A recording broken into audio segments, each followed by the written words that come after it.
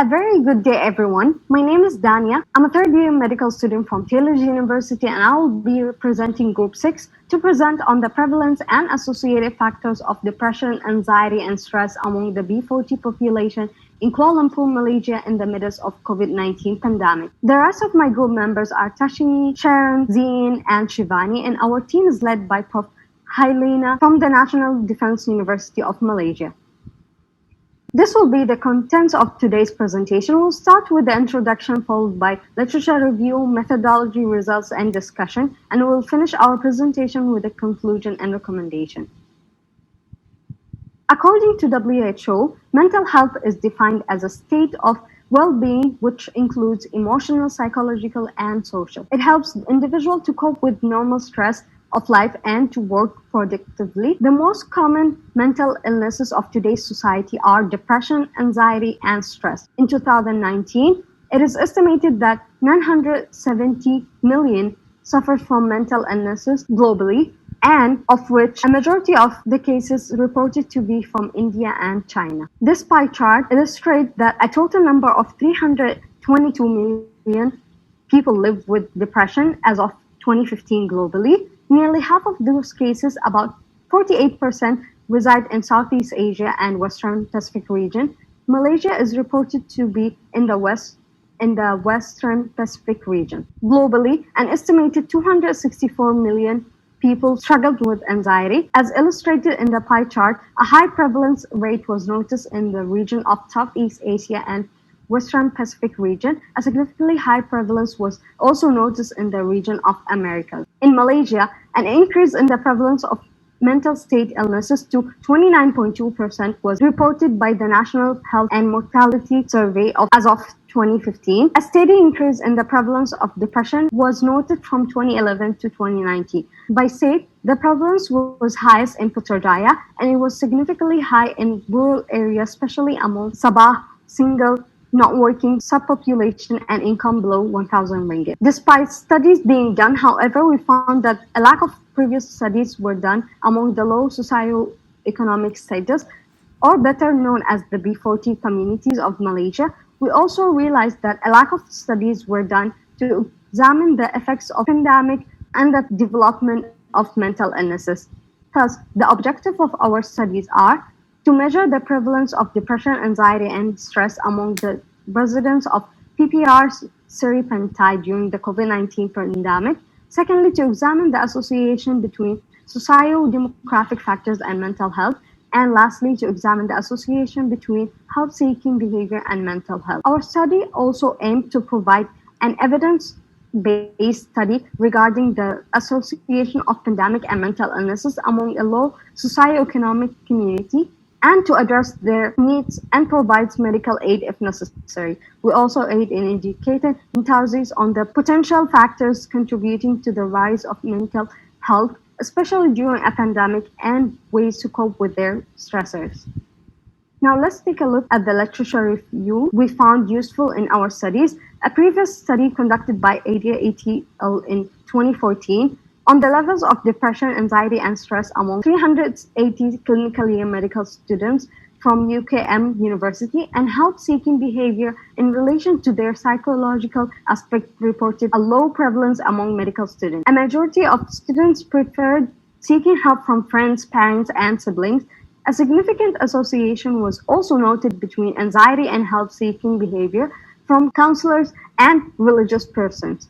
This study also used the DAS-21 questionnaire. However, the target group is UKM's medical students, and they used their own questionnaire to assess the help-seeking behavior. Another study was conducted by Lugova ATL in 2020 among the same community. It was reported a 10% more prevalence of severe to extremely severe depression among non-Malay and in younger age population, with a statistically significant association of ethnicity, age, and marital status with mental health reported from the study. To compare the same target population, and DAS-21 questionnaire was also used in their study. The association of socio-demographic factors and mental health was also being examined. Similarly, a study done by Nwaku et al. In 2020 among Canadian cohort found that the prevalence was higher among the younger age group. similar to our study, also investigated the factor associated with mental health. However, in their study, survey questionnaires such as PSS, GFD scale, and PHQ-9 were used. According to this study done in 2021 among 6 urban communities in Penang, a low prevalence of depression was found as compared to other Asian countries such as India and China.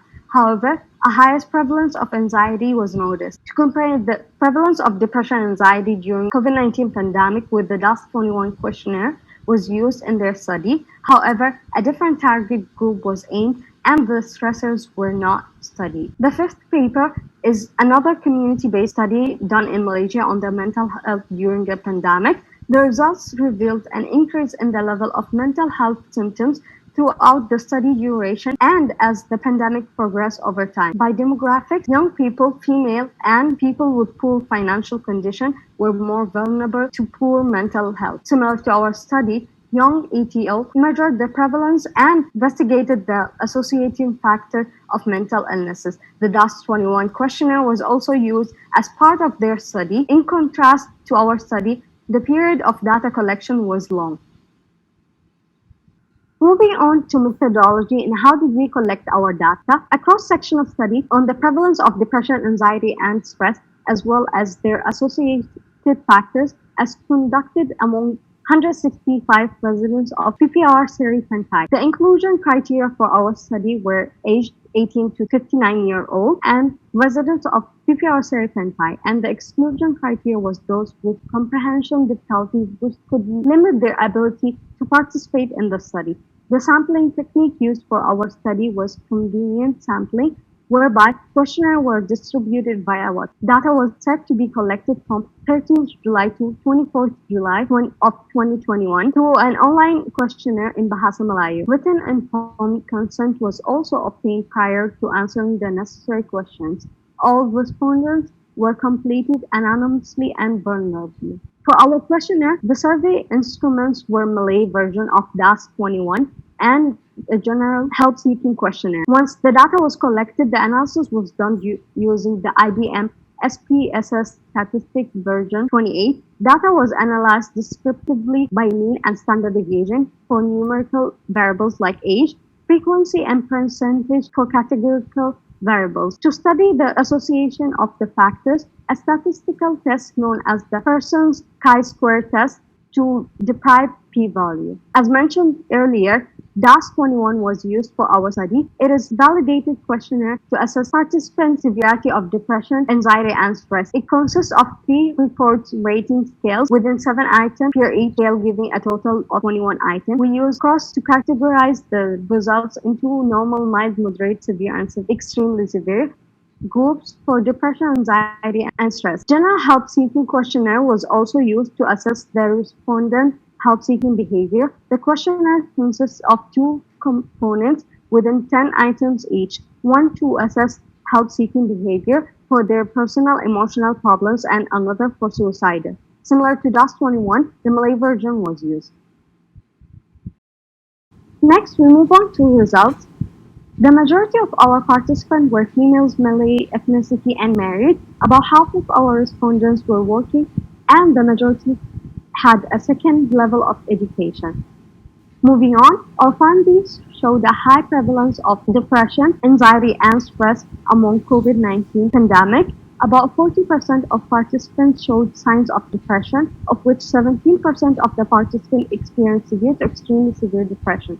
More than half had some degree of anxiety, of which 25% reported severe to extremely severe anxiety. About 1/3 had some form of stress, and 12% were severely stressed during COVID-19 pandemic. Our study also showed higher prevalence as compared to studies done within the same community prior to COVID-19 pandemic. The increase in mental health issue can be seen as the pandemic has progressed with unpredictable movement control order in Malaysia. It was observed that the prevalence of anxiety is almost always the highest among all. This is supported by several studies, and it could be possible due to uncertainty to future, rapid transmission, high mortality rate, misinformation, and rumors about COVID-19 can exaggerate anxiety symptoms. Next, into our second and third objective on the association of mental health with socio-demographic factors and health-seeking behavior. From our study, we observed a statistically significant association between marital status, ethnicity, and age. Among those who were single, 36% experienced a severe to extremely severe form of depression, which was higher compared to other groups. According to previous study, this was believed to be due to lack of emotional support. Depression was also more prevalent among non-Malays, 60%, and the younger age group of 18 to 31 years old. Non-Malay were also noted to be 2 to 3 times higher and most likely to develop severe depression. Depression and help-seeking behavior. With regards to the association of depression and help-seeking behavior, we found a significant association between the prevalence of depression symptoms and the help-seeking behavior for personal problem and suicidal ideation. About one-third of participants, 60.5 and 17.5%, with signs of depression were likely to seek help from other relatives or family members for their personal problems, where more than half of responders were unlikely. However, individuals with no signs of depression, 66%, were most likely to seek help. In addition, more individuals with severe to extremely severe depression, 21%, were more likely to seek help from suicidal ideation from phone helplines. Our study were similar to a study conducted by Mitchell et al., which believed that those who struggled with depression prefer to keep it to themselves to avoid stigmatizing late. As for anxiety, we noticed that a majority of single individuals, 20% and 50%, were observed to experience anxiety, whereby half of single individuals, 50%, showed signs of severe to extremely severe anxiety. It was believed to be due to lack of emotional support, according to previous studies. Young adults also noted to be more affected in terms of anxiety, 32.1%, as compared to older age group. Almost half of young individuals, 42.9%, suffered a severe form of anxiety. Similarly, Young et al. Conducted that this was mainly due to sudden changes of their daily lifestyle and difficulty in adapting to the current situation. In terms to health-seeking behavior, no significant association was found in this study. Lastly, similar to anxiety, a higher prevalence of stress among participants who are single followed by divorce, widows, or separated were reported. Great difference were noted in prevalence severe status levels between the married individual, 6.3%, and single, 26.7%, or divorced individual, 21.7%.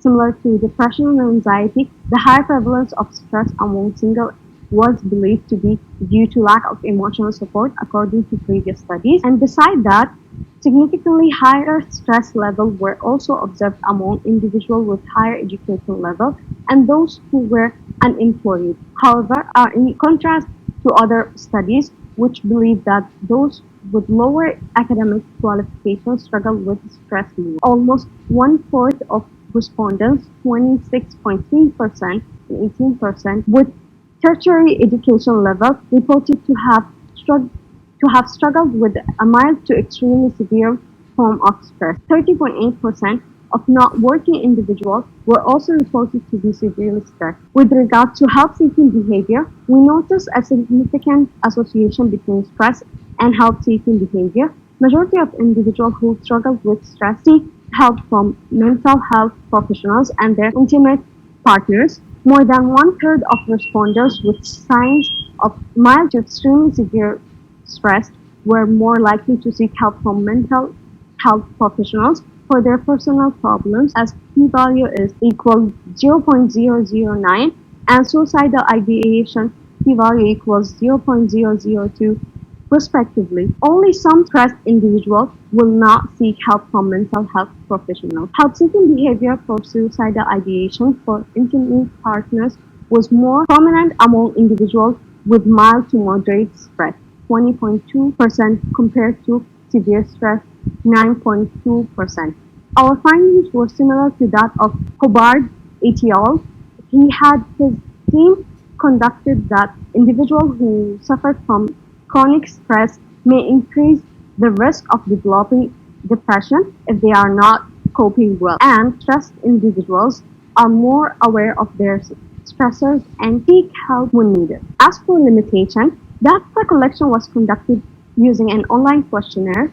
This could not ensure the random sampling technique, which can give us better representation of the population and thus affecting the generalized ability of the results of our study. By using an online questionnaire, not equal opportunity was provided to all participants to be selected for this study. Only those who have online access can have priority to take part. Relatively similar sample size n is equal to 162 participants. This could lead to issue of validity and generalized ability of results, which means there are higher chance that our results are simply by chance and without real association. Cross-sectional study cannot demonstrate causality, which means we cannot prove temporal relationship between the risk factors and disease outcome. Certain critical risk factors may be overlooked and not included. With online distribution of questionnaire, older age group, those without graded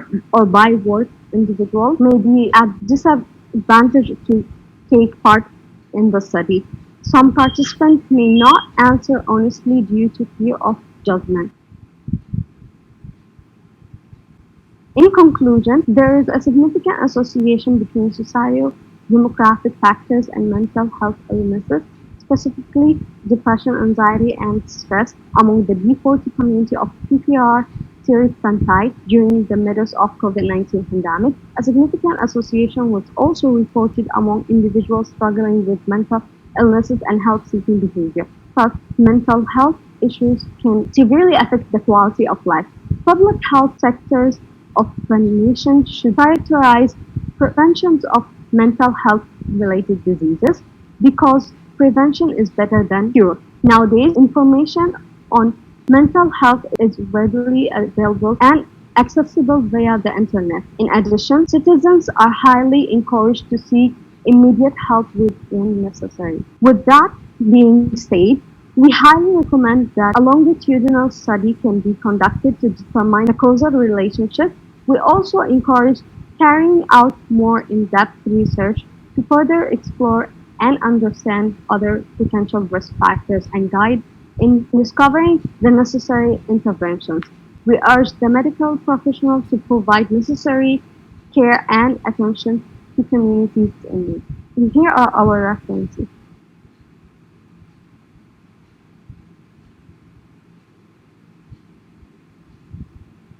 Thank you.